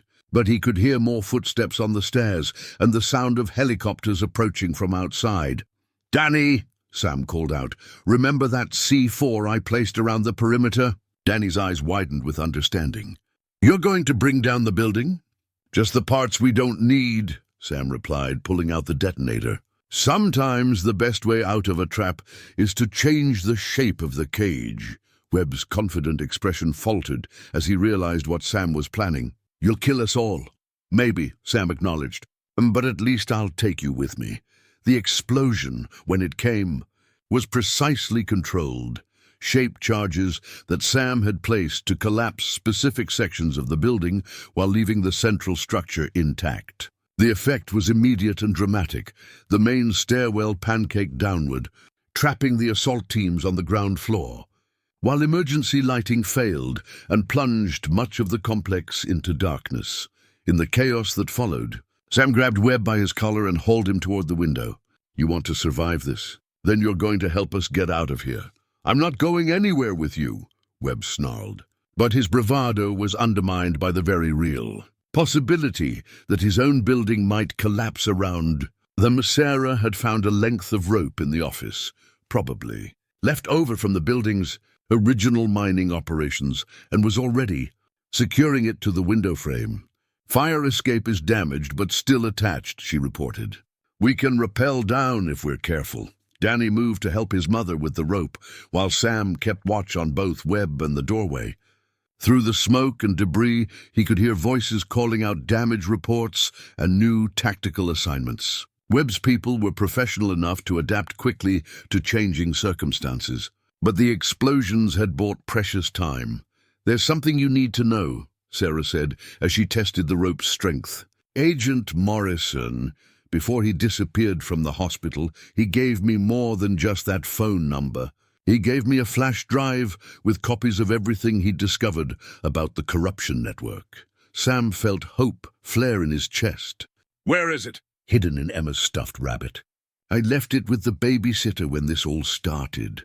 Sarah's expression was grim with understanding. "If we don't survive this, at least there's still evidence that can expose them." Webb laughed bitterly. "Evidence? You think anyone will believe the word of a recovering addict and a paranoid veteran against the testimony of decorated federal agents? You're more naive than I thought." "Maybe," Sam acknowledged. "But dead conspirators can't testify either." The sound of rotors was getting louder, and through the window, Sam could see a helicopter approaching with a searchlight that turned night into harsh, artificial day. But instead of panic, he felt the cold clarity that had carried him through the worst moments of his military career. "Sarah, Danny, go first. I'll follow with our friend here." Sam gestured toward Webb with his rifle. "He's our insurance policy until we're clear of the complex." Sarah hesitated, clearly reluctant to leave her father behind after just finding him again. "Sam, there's so much I need to tell you, so much I need to explain about what happened between us." "Later," Sam said gently, but with finality. Right now, we focus on making sure there is a later. As Sarah and Danny disappeared out the window and began their descent, Sam could hear new movement in the hallway, people climbing over the debris from his explosions, determined to complete their mission despite the obstacles. Webb's operation was too important to abandon just because the building had become unstable. "You know this won't end here," Webb said as Sam forced him toward the window. "Even if you escape, even if you expose some of what we've been doing, the network is too large to destroy. We have people in every agency, every level of government." "Maybe," Sam replied, positioning Webb at the window. "But networks have a weakness that individual operators don't, which is they depend on secrecy and cooperation. Once you start cutting the connections, the whole thing falls apart." Sam smiled grimly as he prepared to follow his family down the rope. "And I've gotten very good at cutting connections." The helicopter's searchlight found them just as they began their descent, turning the side of the building into a stage lit for a deadly performance. But Sam had planned for this moment, and as bullets began to impact the building around them, he triggered the second set of charges he'd placed. Earlier, the explosion that followed wasn't designed to bring down structures, it was designed to eliminate vehicles and create enough chaos to cover their escape. Fuel tanks erupted in brilliant fireballs, communication equipment disappeared in showers of sparks, and the carefully organized tactical operation dissolved into confusion and damage control. By the time Sam's feet touched the ground behind the building, the mining complex was a maze of fire, smoke, and shouting voices. Webb was unconscious, whether from fear, injury, or simple shock. Sam couldn't tell, but he was alive and relatively intact, which was what mattered for their purposes. "This way," Sarah called, pointing toward a gap in the perimeter fence that the explosions had created. "There's a trail that leads down to the old access road." As they ran through the darkness beyond the complex, Sam could hear sirens in the distance, fire departments and emergency services responding to what must have looked like an industrial accident. The cover story would probably involve equipment malfunction or terrorist attack. Anything except the truth about what had really been happening at the abandoned mine. The husky appeared out of the forest ahead of them, her pale coat catching moonlight as she guided them towards safety. Sam had almost forgotten about their four-legged ally in the chaos of the assault, but she had clearly been waiting for them, ready to complete her mission of keeping the family together. Behind them, the mining complex burned against the Montana sky like a funeral pyre for 20 years of corruption and conspiracy. Sam knew that destroying one facility wouldn't end the network Webb had described, but it was a beginning, proof that even the most carefully planned operations could be disrupted by people willing to risk everything for justice. As they reached the safety of the forest and began their journey toward an uncertain but hopeful future, Sam felt something he hadn't experienced in decades, the satisfaction of a mission truly accomplished. 3 months later, Sam stood on the porch of his rebuilt cabin, watching the morning mist rise from the valley below. The structure was larger now, with additional rooms to accommodate family visits and a workshop where Danny had taken to learning traditional woodworking skills. The solitude Sam had once cherished remained, but it no longer felt like exile from the world. It felt like sanctuary shared with people who mattered. The husky, whose real name they'd learned was Scout, lay sprawled in a patch of sunlight, her thick coat gleaming with health and contentment. She'd earned her retirement from whatever covert activities Martha's husband had trained her for, though she still maintained the alert awareness of a professional who never truly goes off duty. "Grandpa Sam." Emma's voice drifted from inside the cabin, carrying the careful pronunciation of a 4-year-old who was still getting used to having an extended family. "Mama says breakfast is ready." Sam smiled, still adjusting to the title that had once seemed impossible. Emma was a miniature version of Sarah at that age, curious, fearless, and possessed of the kind of stubborn independence that ran in the Calder bloodline. She'd adapted to mountain life with the resilience of youth, treating their wilderness home as an adventure rather than an inconvenience. Inside the cabin, Sarah was setting plates on the table Danny had built from local pine, her movements efficient and purposeful. The nursing skills that had made her valuable at the hospital translated well to mountain living, where medical emergencies often had to be handled without outside help. She'd found work at a clinic in Whitefish, close enough for a daily commute, but far enough to maintain the privacy they all valued. "Any word from Martha?" Sarah asked as Sam joined them at the table. "She's doing well, enjoying her celebrity status as the woman who helped bring down a federal corruption network."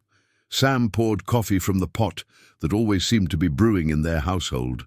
"Though I think she's getting tired of the FBI agents who keep wanting to interview her about her husband's resistance network." The aftermath of the mining complex raid had unfolded exactly as Sam had hoped.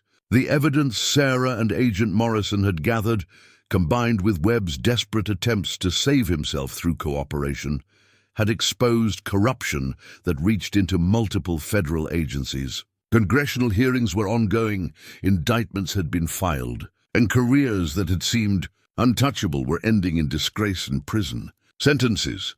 Danny looked up from the mechanical drawing he'd been working on plans for a water wheel that would supplement their solar power system. "Any problems with the plea deal?" "Webb's lawyers are trying to renegotiate, but they don't have much leverage. His testimony has already implicated too many people for him to back out now." Sam studied his grandson with continuing amazement at the young man's resilience and growth. Agent Morrison's files contained enough evidence to corroborate everything Webb has said. The real Agent Morrison had been found alive in a private medical facility in Nevada, recovering from injuries that were much more severe than the cover story had suggested. His survival and subsequent testimony had been the final piece needed to unravel a conspiracy that had operated for over 2 decades. "What about the others?" "The people who got away?" Sarah asked, though Sam could tell she already knew the answer wouldn't be entirely satisfying. "Some will escape justice, at least in the legal sense. Networks this large always have people who are smart enough to insulate themselves from direct evidence." Sam met his daughter's eyes across the table. "But their operation is broken. The mining complex was a critical node, and destroying it has forced them to reorganize in ways that make them vulnerable to further investigation." Emma looked up from her coloring book, her young face serious with the weight of adult conversation she didn't quite understand. "Are the bad men gone?" "The ones who were hunting us are gone," Sam assured her, "and there are good people working to catch the rest." It was an oversimplification, but not untrue. The immediate threat to their family had been eliminated, and the broader conspiracy was now under attack from multiple directions. Sam had learned long ago that sometimes you had to be satisfied with partial victories, especially when the alternative was no victory at all.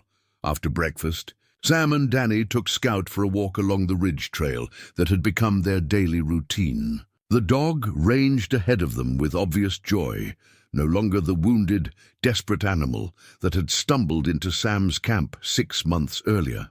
She'd found her pack, just as Sam had found his family. "Have you thought about what comes next?" Danny asked as they walked. "I mean, this is great, but Sarah's going to want to rebuild her career eventually, and Emma needs to start school in a few years." Sam had been thinking about exactly that question. The mountain sanctuary they'd created was perfect for healing and regrouping, but it couldn't be a permanent solution for a family that included a young child and adults with careers and ambitions beyond survival. "Your mother and I have been talking about that.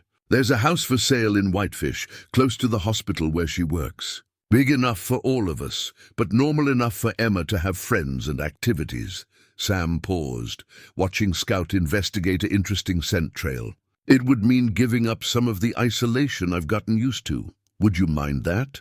Sam considered the question carefully. The solitude that had once been essential for his mental health no longer felt necessary. The ghosts that had driven him into the wilderness had been replaced by something more substantial and rewarding.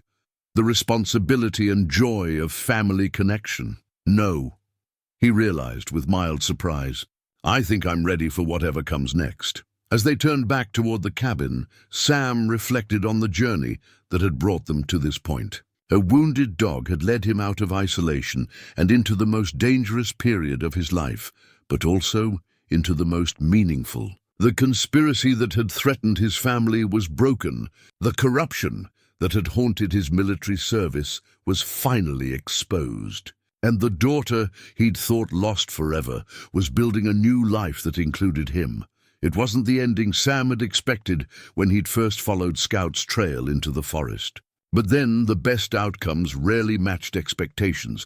They exceeded them in ways you never saw coming. That afternoon, as Sarah helped Emma build a fort out of blankets, and Danny worked on his latest woodworking project, Sam sat on his porch with Scout at his feet and allowed himself to feel something he'd almost forgotten was possible. Contentment with the present and hope for the future. The mountains still kept their secrets, and he still kept his. But now those secrets felt less like burdens and more like wisdom earned through experience and shared with people who understood their value.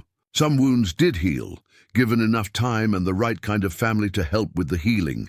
In the distance, a hawk circled over the valley, riding thermals with effortless grace. Sam watched its flight with the appreciation of someone who'd learned that freedom wasn't about being alone. It was about having something worth protecting and the strength to protect it. The wounded dog had led him home, just not to the home he'd expected.